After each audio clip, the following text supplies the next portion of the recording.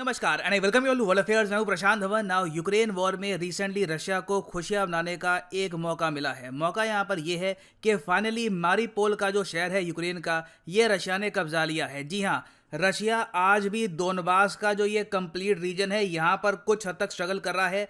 कई शहर धीरे धीरे रशिया कब्जा रहा है। मैरिपोल की अगर हम बात करें तो बहुत लंबे समय तक यूक्रेन ने संघर्ष किया। यहाँ पर फाइनली पुतिन ने कहा है कि मैरिपोल रशिया ने कब्जा लिया। नाउ रशिया के लिए कहीं ना कहीं ठीक है, एक गुड न्यूज़ है, मगर और जगह आप अगर देखो तो अजीब सा ही लग रहा है कि 2 महीने होने को आ रहे हैं, इस मैप में ज़्यादा बदलाव देखने को नहीं मिला। उल्टा नॉर्थ में जो रशियन फोर्सेज ने जो भी तरक्की करी थी, यहाँ से रशियन फोर्सेज पीछे हट चुकी हैं ना। ओवरऑल आप अगर देखो तो यूक्रेन वॉर रशिया के हिसाब से बिल्कुल भी नहीं गई है और इंडिया ने अब स्टडी करना स्टार्ट कर दिया है रशियन डिजास्टर को, रशियन फेलियर्स को इन द यूक्रेन वॉर। क्योंकि देखिए, बहुत सारे जो हमारे हथियार हैं ये भी रशियन मेड है, रशियन ओरिजिन के हैं।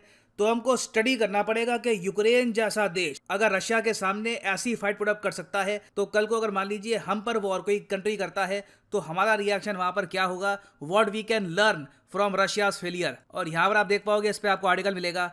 इंडियन नेवी ने ऑलरेडी स्टडी करना स्टार्ट कर दिया है रशिया के क्रूजर मॉस्कवा की सिंकिंग को। ये देखिए, जेन्युइनली शॉकिंग था। आपको समझना होगा, 12,000 टन की भारी भरकम शिप जिसमें दुनिया भर के मिसाइल लगे हैं, ये यूक्रेन जैसे देश ने डुबा दी जिसकी खुद की भी कोई नेवी इतनी बची नहीं है। It was truly shocking. और इंडिया एक्चुअली स्टडी कर रहा है कि रशिया ने कैसा ब्लंडर कर दिया और हम कल को ये ब्लंडर अवॉइड कर कैसे सकते हैं। डिस्कस करेंगे ये सब, बहुत कुछ आपको जानने को मिलेगा। ना सबसे पहले तो यहाँ पर मैं ये बात क्लियर कर दूं कि ऐसा नहीं है कि इंडिया ही दुनिया में अकेला देश है जो रशिया की जो वॉर है यूक्रेन पर ये देखकर कह रहा है हमने इनसे वेपन परचेज कर रखे हैं, हमें अब तो लर्न करना पड़ेगा इनके फेलियर से।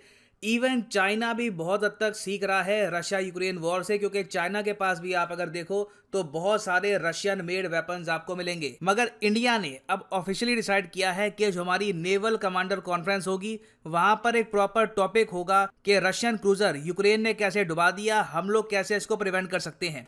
क्योंकि देखिए, जो हमारे सामने चैलेंज आने वाला है इन द नियर फ्यूचर वो रहेगा सैचुरेशन अटैक का। जी हाँ, यूक्रेन ने जो रशिया के साथ किया था, जो रशिया की भारी भरकम इन्होंने वॉरशिप डुबा दी, ये सैचुरेशन अटैक का नतीजा है। सैचुरेशन अटैक पर आपको विकिपीडिया पर पूरा पेज मिलेगा, मगर ज़्यादा कुछ यहाँ पे आपको समझ आएगा नहीं। मैं आपको बहुत ही ज़्यादा सरल भाषा में बताता हूँ कि सैचुरेशन अटैक है क्या और दुनिया भर में जो नौसेनाएं हैं इसको लेकर चिंतित क्यों हैं। सैचुरेशन अटैक प्राइमरली 2 टाइप के होते हैं। एक तो हम कहते हैं टाइम सैचुरेशन अटैक, दूसरे को हम कहते हैं number saturation attack. Time saturation attack में क्या होता है कि मान लो एक आपका टारगेट है, टारगेट कुछ भी हो सकता है, मान लो कि S-400 S-300 कहीं पे खड़ा हुआ है, आपको वहां पर या उसके आसपास का जो इलाका है उसको डिस्ट्रॉय करना है। तो आप क्या करोगे कि लगातार बहुत ही ज़्यादा कम इंटरवल में, लिटरली सेकेंड्स में एक के बाद एक रॉकेट्स बरसाते रहोगे, ताकि एक टाइम पे आकर चाहे S-300 हो, S-400 हो, कोई मिसाइल डिफेंस सिस्टम हो, वो बिल्कुल ही सैचुरेट हो जाए, उसको तैयार होने का मौका ही ना मिले और फिर एक मिसाइल आपको चाहिए, वो बस टारगेट में एक बार लग गया तो आपका काम हो जाएगा। ये तो हो गया टाइम सैचुरेशन।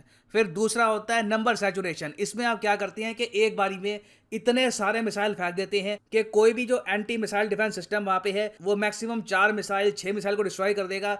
जब 10 मिसाइल आ रहे हैं तो 4 मिसाइल तो निशाने में लगेंगे ही। और यूक्रेन ने रशिया के साथ ठीक ऐसा किया था। और अगर यहाँ पे आप सोच रहे हैं कि ये तो बड़ा इजी है तो इकट्ठा अटैक कर दो, ये कौन सा सैचुरेशन अटैक हो गया, ये कौन सा टैक्टिक है, खास वॉर टैक्टिक है। देखो, सैचुरेशन अटैक करना रिस्की भी हो सकता है और सैचुरेशन अटैक करने के लिए आपको पता होना चाहिए, बिल्कुल फुल प्रूफ आपके पास इंफॉर्मेशन होनी चाहिए कि आपका दुश्मन कहाँ पे खड़ा है और क्या आपका दुश्मन मूव कर पाएगा या नहीं कर पाएगा। नहीं तो वैसे आप अगर देखें, अगर यूएसए यूक्रेन को ना बताता कि रशिया की वॉरशिप कहाँ पे है, तो यूक्रेन के जो सैटर्न मिसाइल के लॉन्च सिस्टम्स हैं, एक यहाँ पे था, एक कहीं यहाँ पर है, एक यहाँ पर है, बिल्कुल बिखरे हुए हैं, क्योंकि उनको पता नहीं है कि वॉरशिप कहाँ से आएगी।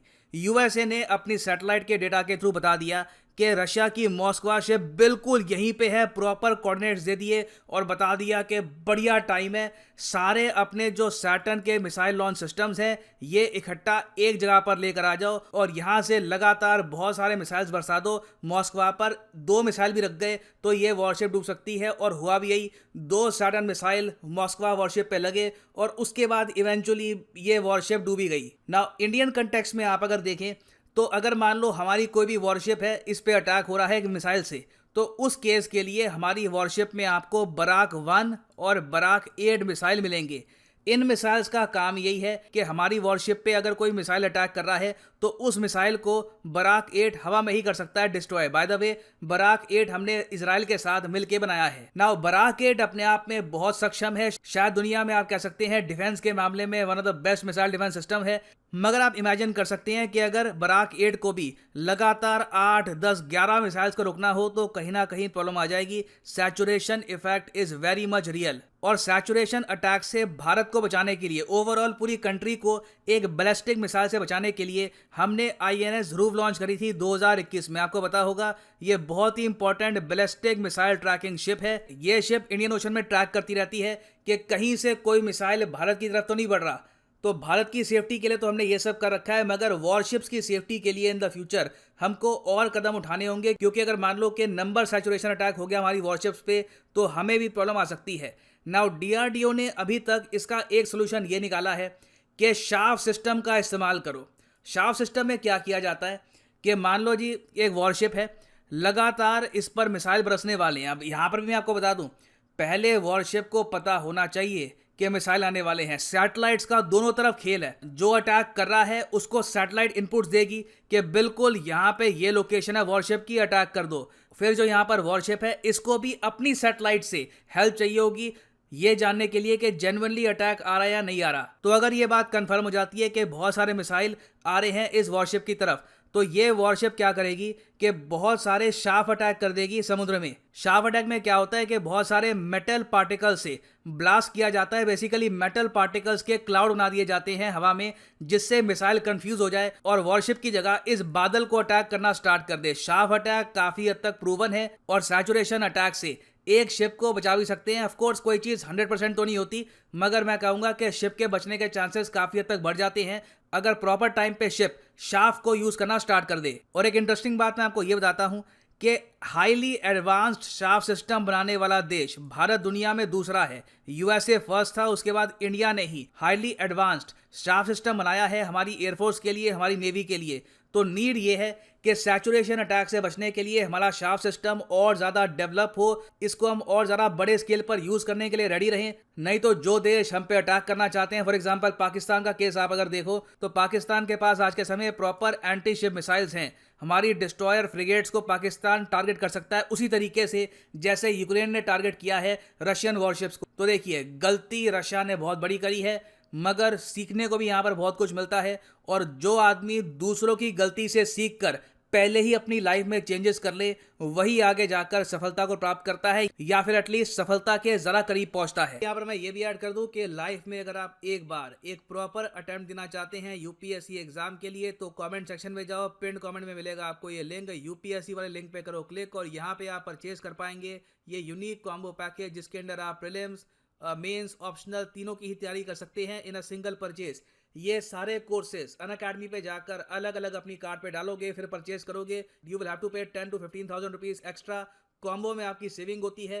तो क्लिक करिए पिकअप प्लान पर। और अगर आपके पास अभी टाइम है, अगर मान लीजिए 2-3 साल का टाइम है, आराम से 2025 में एक प्रॉपर जेन्युइन अटेम्प्ट देना UPSC का, तो आप 24 या फिर 36 महीने का जो कोर्स है ये कर सकते हैं परचेज। मगर जो प्राइसेस यहाँ पर लिखे हैं पे करने की आवश्यकता नहीं है, सिंपली यहाँ पर कोड डालिए PD10 and the prices will just start following. So use the code PD10 and save money. So इसी नोट के साथ ये है वीडियो का। Thank you for listening and as always God bless you all.